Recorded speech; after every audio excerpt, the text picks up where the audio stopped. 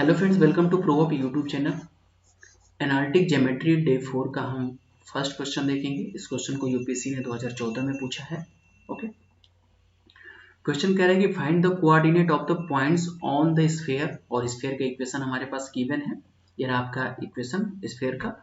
उसके बाद कह रहा है कि द टेंजेंट्स प्लेन, ओके, यानी जो प्लेन है वो एक दूसरे पे टेंजेंट है, यानी 90 डिग्री फॉर्मेशन है।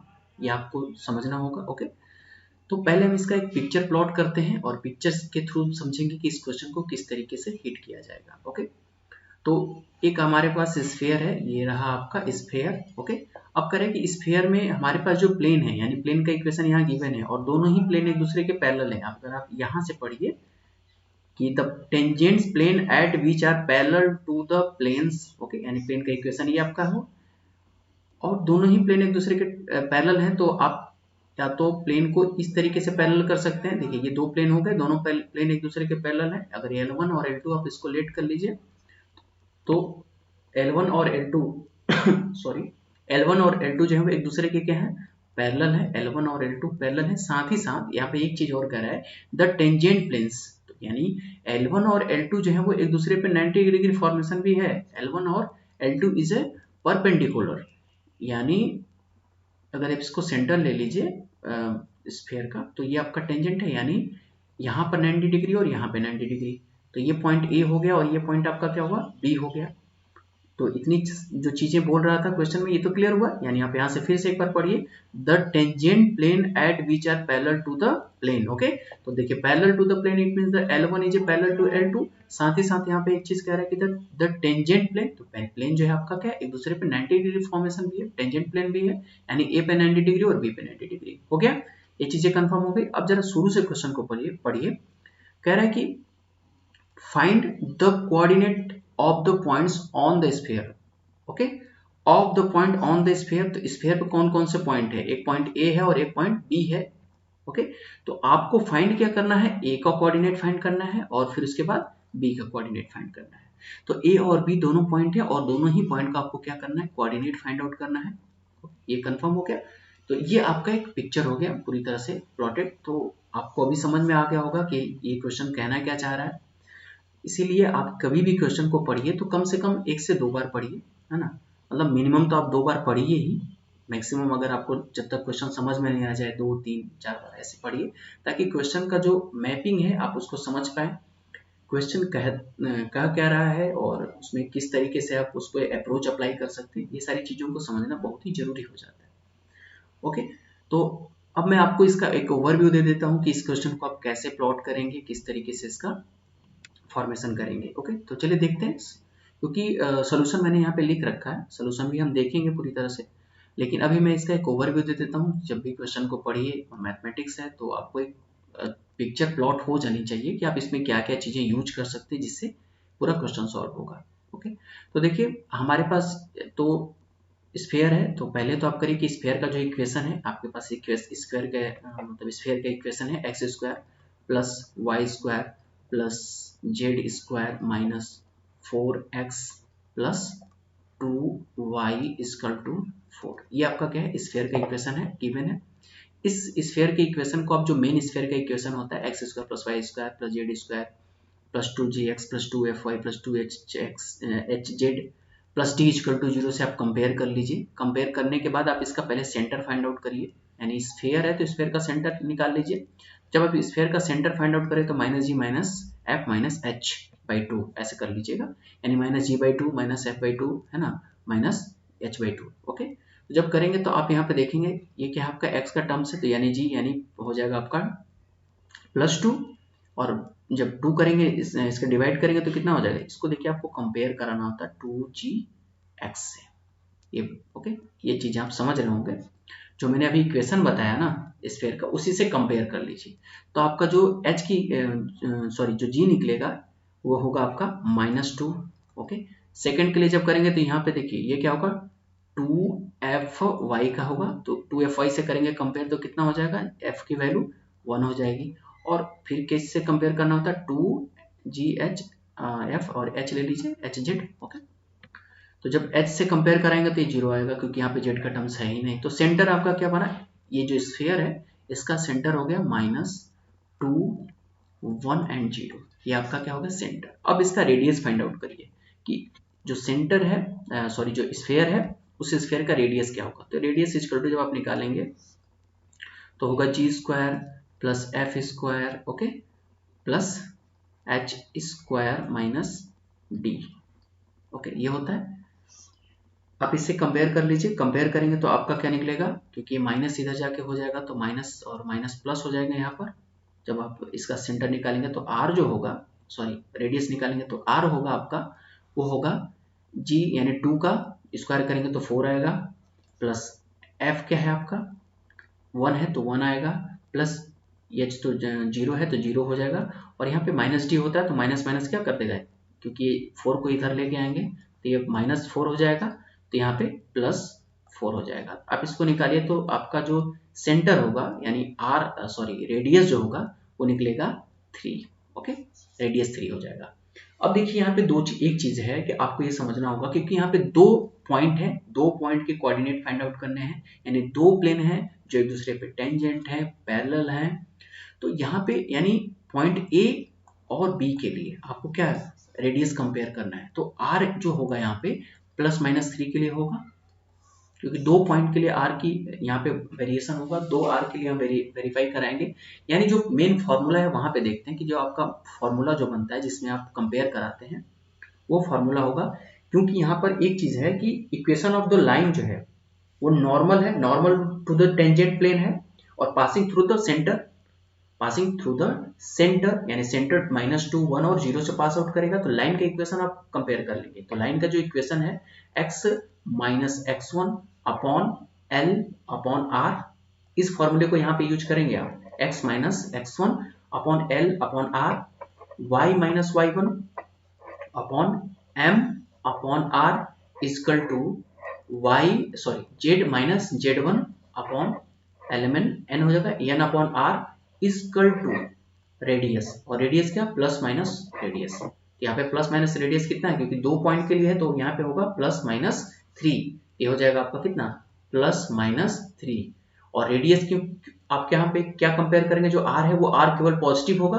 तो 3 रेडियस की जगह पे यहाँ पे 3, यहाँ पे 3, और LMN गिवन है, क्योंकि यहाँ पे लाइन से कंपेयर करा लीजिए, जब यहाँ पे लाइन से कंपेयर कराएंगे LX plus MY plus NZ equal to D, okay, इससे कंपेयर कराइए। जब आप इससे कंपेयर कराएंगे तो आपका क्या निकलेगा, L की वैल्यू जो होगा यानी ओके L की वैल्यू होगा वो आपका है 2, L M की वैल्यू जो होगा -1, N की वैल्यू जो होगा यहाँ पे 2 होगा, ओके। इस वैल्यू को LMN की वैल्यू यहाँ पे रख दीजिए इस फॉर्मूले में। यहाँ पे जो x1 y1 और z1 है ये क्या है, x1 y1 और z1 जो है ये आपका सेंटर है, ओके। तो सेंटर यहाँ पे क्या है, सेंटर अभी आपने निकाला -2 1 और 0, तो -2 1 यानी यहाँ पे -2 1 और 0 यहाँ रख दीजिए, ओके। उसके बाद L की वैल्यू यहाँ रख दीजिए जो मैंने अभी बताया 2 -1 2, उसके बाद R की वैल्यू यहाँ पे केवल पॉजिटिव पुट करेंगे 3, और R यहाँ पे जो होगा +-3 होगा, क्योंकि 2 पॉइंट के लिए फाइंड आउट करना है, ये पॉइंट आपको नोट करना होगा, ओके, इस पे ध्यान रखिएगा। आप जैसे ही इस फॉर्मूले पे पुट करेंगे फिर यहाँ से आप कंपेयर कर लेंगे, एक बार प्लस के लिए कंपेयर करिए, एक बार माइनस के लिए कंपेयर करिए।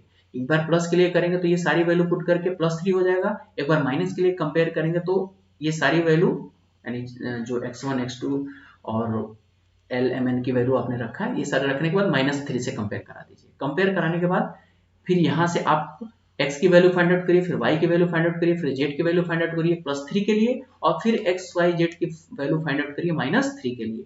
जैसे निकालेंगे आपका दोनों ही कोऑर्डिनेट फाइंड आउट हो जाएगा, a के लिए फाइंड आउट होगा प्लस के लिए, और b के लिए नेगेटिव वाला फाइंड आउट हो जाएगा।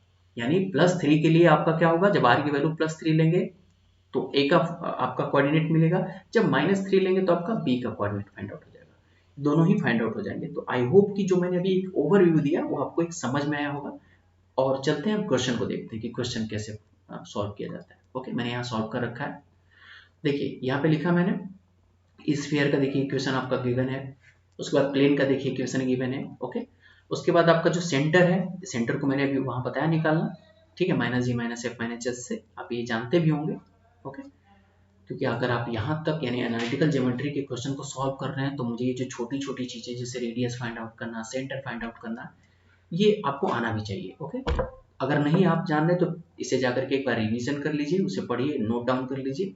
ओके, तो ये हो गया आपका सेंटर। सेंटर आपका बना 2, -1 और 0। ओके, नेक्स्ट पेज पे देखते हैं, फिर आपका रेडियस फाइंड आउट कर लीजिए कि रेडियस क्या होगा। रेडियस देखिए यहाँ पे क्या होगा 3। ओके, जब for the A and B, मैंने यहाँ लिख रखा है फॉर ए एंड बी के लिए जो रेडियस होगा +-3 होगा। ओके, अब यहाँ पे जो मेन इक्वेशन है जिसे आप लिखेंगे कि equation of the line L. Okay, line L जो नॉर्मल टेंजेंट प्लेन, एल जो है वो normal tangent plane and passing through the centre क्या 2, -1 और 0 इस सेंटर से पास आउट करेगी। तो इसके लिए हमारे पास जो इक्वेशन बनेगा वो क्या हो जाएगा, x minus x1 upon l by r। Okay, equal to y minus y1 upon m by r, z minus z1 upon n by r। Okay, तो ये जो l, m और n है वो आपके कहाँ है, ये आपके लाइन की इक्वेशन से है। ये जो लाइन है इसको आप lx plus my plus nz से आप कंपेयर करा लीजिए। तो यहाँ से l और m की वैल्यू निकालेंगे, ये l है, यहाँ पे देखिए -1 जो होगा आपका m होगा और n जो होगा आपका 2 होगा। तो ये निकल गया, फाइंड आउट हो गया। ठीक है, तो ये आपका निकल गया। और यहाँ पे जो x1, y1 और z1 है ये क्या है, आपका सेंटर है। तो सेंटर आपने यहाँ पे ऑलरेडी निकाल रखा है 2, -1 और 0। तो ये हो गया आपका सेंटर। आप यहाँ पे पुट करिए और जो r है यहाँ पे रेडियस, इस रेडियस के वैल्यू को आप हमेशा क्या करेंगे, पॉजिटिव कंपेयर करेंगे। ओके, क्योंकि जो स्फीयर के लिए जो ओरिजिनल r होगा वो कैसा होगा, आपका पॉजिटिव होगा। अब इसको इक्वल टू आप r के लिए करेंगे तो ये r क्या है, ये r जो है वो दोनों पॉइंट के लिए होगा। स्फीयर है, 3 डायमेंशनल शेप है, तो उसके लिए रेडियस a और b के लिए पॉजिटिव और नेगेटिव ओके दोनों होगा। तो ये r आपका होगा वो +-3 होगा, क्योंकि आपको मैंने पहले भी बताया कि जब सर्किल होता है वो 1 डायमेंशनल शेप होता है। जैसे आप ऐसे समझिए कि अगर लाइन है तो सिंगल डायमेंशन में, x डायमेंशन में, जब ये 2D में जाएगा तो सर्कल बनेगा। अब इस सर्कल अगर 3 डायमेंशन में जाएगा, यानी x, y, z के टर्म में आप ले जाएंगे तो ये क्या बन जाएगा, स्फीयर बन जाएगा। ओके, तो स्फीयर जब भी बनेगा तो दो पॉइंट को अगर कंपेयर करेगा, दोनों पॉइंट को अगर रेडियस कंपेयर करेगा तो क्या बनेगा, +-3 के लिए कंपेयर होगा, +-3 बन जाएगा। अब यहाँ पे आपको क्या करना है, एक बार प्लस ले लेना है 3 और एक बार माइनस लेना है 3। ओके, क्योंकि पॉजिटिव अगर 3 के लिए आप लेते हैं तो a की आप फाइंड आउट करेंगे। ओके, मैं एक बार आपको यहाँ दिखाता हूँ। a के लिए आप कोऑर्डिनेट फाइंड आउट करेंगे, जब नेगेटिव r लेंगे तो ये क्या होगा आपका b के लिए होगा, ये नेगेटिव r के लिए होगा और ये आपका पॉजिटिव r के लिए होगा। ओके, तो ये हो गया। अब नेक्स्ट देखते हैं इसमें मैंने कैसे किया है। देखिए अब क्या किया मैंने, वो वैल्यू सारा रख दिया। ये आपका देखिए सेंटर रखा है। ओके, 2, -1 और 0 ये हो गया सेंटर। और LMN की वैल्यू जैसे मैंने यहाँ फाइंड किया प्लेन से, ये हो गया LMN की वैल्यू, और R की वैल्यू 3 यहाँ पे मैंने पुट कर दिया। अब मैंने दो कंपेयर कर लिए, पॉजिटिव -3 मतलब +-3 के लिए। अब हम किसके लिए निकालेंगे, ये A वाले टर्म्स के लिए होगा, A पॉइंट के लिए होगा, और ये क्या होगा, B पॉइंट के लिए होगा ये आपका। ओके, ये B पॉइंट के लिए हो गया और ये आपका A पॉइंट के लिए हो गया। तो दोनों के लिए मैंने निकाला। अब दोनों से हम क्या करेंगे, इक्वेशन नंबर फर्स्ट और सेकंड लिया, तो इक्वेशन फर्स्ट से हम x, y, z की वैल्यू फाइंड आउट करेंगे, फिर इक्वेशन 2 को लेंगे और यहाँ से x, y, z की फाइंड आउट करेंगे। तो ये आपका कोऑर्डिनेट हो जाएगा in a term of x, y और z। तो ये के लिए होगा और ये x, y, z जो होगा आपका b के लिए होगा। ओके, तो नेक्स्ट हम देखते हैं मैंने कैसे फाइंड आउट किया है, आप इसे करिएगा।